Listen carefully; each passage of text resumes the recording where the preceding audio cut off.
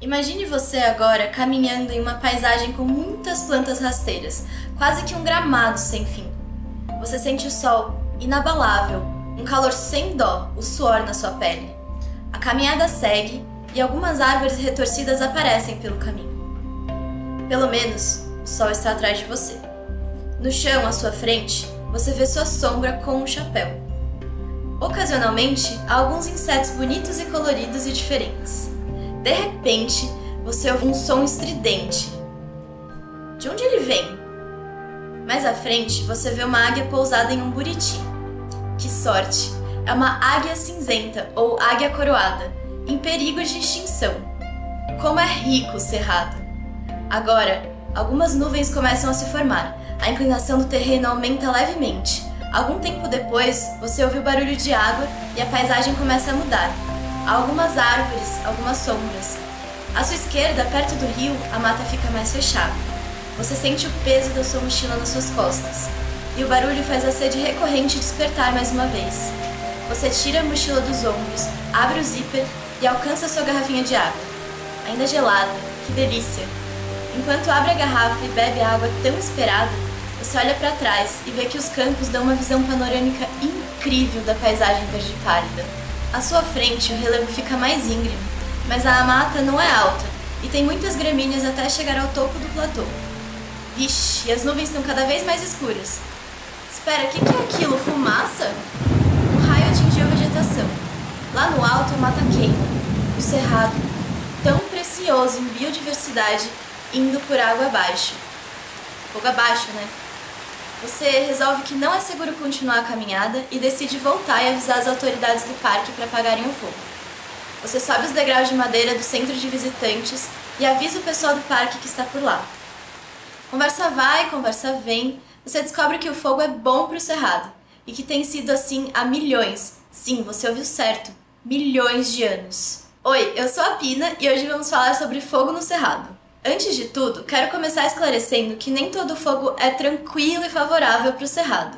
Se a frequência das queimadas é muito alta, se o fogo é absolutamente descontrolado ou se a queima é intensa demais, as consequências para esse ambiente podem ser muito tristes. Mas, contudo, todavia, entretanto, queimadas com certa frequência e queimando certa quantidade de biomassa, quer dizer, de matéria orgânica, são sim benéficas para o bioma. Ou seja, o cerrado depende não só do fogo, mas sim de um regime específico de fogo. O negócio é que o cerrado se formou em um contexto de ambiente com ocorrência natural de queimadas, por milhares de anos. Estudando o surgimento das adaptações das plantas ao fogo, é possível inferir que existe fogo no cerrado há 4 milhões de anos.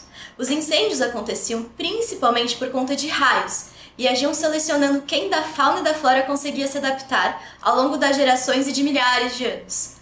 Como você pode imaginar, os incêndios naturais aconteciam principalmente durante o período de chuvas, mas em geral com 3 a 8 anos de intervalo. Para o clima do nosso cerrado, considerando a savana brasileira, eram durante os verões. Ah, as chuvas de verão. Pega o guarda-chuva, hein, filho? Vai chover de tarde! Pô, não precisa não, mãe. Isso faz com que o fogo seja controlado pela água presente no sistema. Também cria uma paisagem como uma colcha de retalhos, que em alguns trechos já estão queimados e outros não, o que ajuda a controlar o fogo que não pega nesses locais já secos. Há 5.000 anos atrás, populações nômades já usavam o fogo ativamente. Depois, a maioria dos grupos indígenas do Brasil começaram a utilizá-lo, principalmente para limpar as áreas ao redor das casas, abrir espaço para cultivo, caçar, fazer rituais religiosos e, olha só, estimular o rebrotamento das gramíneas, a floração e a frutificação de outras plantas. Se você quiser saber um pouco mais sobre isso, acompanhe o meu próximo vídeo. Mais tarde, os sertanejos passaram a usar o fogo para manejar pastos nativos para a criação extensiva de gado, ou seja, criação de gado em áreas amplas. Aqui já se inicia o problema. A queima frequente para estimular o rebrotamento da vegetação para alimentar o gado no inverno, que é a estação seca. Isso muda quais plantas conseguem sobreviver e brotar ou germinar de novo, reduzindo a biodiversidade daquele ambiente. O solo também fica empobrecido. Na estação seca, muitas vezes o fogo sai totalmente de controle, invadindo até mesmo as áreas de conservação.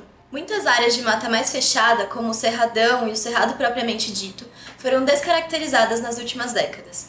Com o crescimento das cidades em tamanho e número, tivemos mais fontes de ignição do fogo, mudamos o regime dos incêndios e ainda colocamos populações, seres humanos, em risco. Essa visão perigosa do fogo trouxe para dentro dos planos de manejo das unidades de conservação uma política de não distúrbio, ou seja, de deixar o mais intocada possível a vegetação. À medida que foram sendo criadas, as unidades de conservação iam excluindo a ação do fogo, por falta de conhecimento científico sobre a importância dele para esse bioma. Isso causou algo como um efeito rebote. Agora, a vulnerabilidade é outra. Com o acúmulo de biomassa não queimada, qualquer incêndio em propriedades vizinhas para preparo da terra feito sem as devidas precauções pode causar queimadas intensas, descontroladas, de grandes proporções e de muito impacto. A mata é o combustível e, combinada com as condições climáticas extremas, quente, seco e vento, pode gerar os mega incêndios, como os de 2017. 78% do Parque Nacional da Chapada dos Veadeiros queimou nesse ano, assim como 85% da Reserva Natural da Serra do Trombador. Mas o fogo não era bom para a vegetação? Bom, não nessas proporções. Nesses casos, podemos ter perdas de espécies, inclusive de espécies que só habitam esses locais, as chamadas espécies endêmicas. Espécies exóticas que não pertencem a esses ecossistemas podem invadi-los. Além disso, muda a paisagem e os ciclos ecológicos ficam desequilibrados. E todo mundo sabe que tudo está interligado no ciclo sem fim. Qual é o ponto de equilíbrio, então? O regime de fogo adequado para cada lugar depende de vários fatores, como o subtipo de cerrado da região, a flora e a fauna específicas, a presença de espécies exóticas com diferentes graus de resistência ao fogo, as condições climáticas locais, as características do entorno, enfim, é bem complexo. Ainda temos muito pouca pesquisa científica que possa embasar adequadamente os planos de manejo das unidades de conservação. Para o cerrado, há pesquisas feitas por um grupo da USP, liderado pela professora Vânia Pivello. Para o outro bioma brasileiro dependente do fogo, os campos sulinos, ainda há menos informações. Por isso, é interessante que as ações de manejo nas unidades de conservação sejam implementadas com a colaboração de institutos de pesquisa. Para terminar com um gostinho de alegria, podemos citar o caso da Estação Ecológica Serra Geral do Tocantins, que não experienciou um mega incêndio em 2017, muito provavelmente por ter adotado, a partir de 2014, o manejo integrado do fogo, em que manchas determinadas de vegetação são queimadas em épocas específicas. Seguindo seu exemplo, muitos parques nacionais do Cerrado estão adotando ou planejando adotar o manejo integrado do fogo. O sucesso dessa empreitada depende de inúmeros fatores. Com experimentos em campo e monitoramento, é possível estabelecer claramente metas e objetivos para a melhoria dos planos de manejo e, pelo menos, diretrizes gerais quanto ao uso adequado do fogo para manejo ecológico em unidades de conservação. Agora, eu tenho duas perguntinhas para você. O que você acha de usar o poder do fogo para preservar? Você acha que o aquecimento global altera alguma coisa nessa dinâmica toda? Comenta aqui embaixo que eu quero saber. Ficou curioso? Então aproveita, deixa seu like, se inscreve no canal e ativa o sininho, que semana que vem tem mais.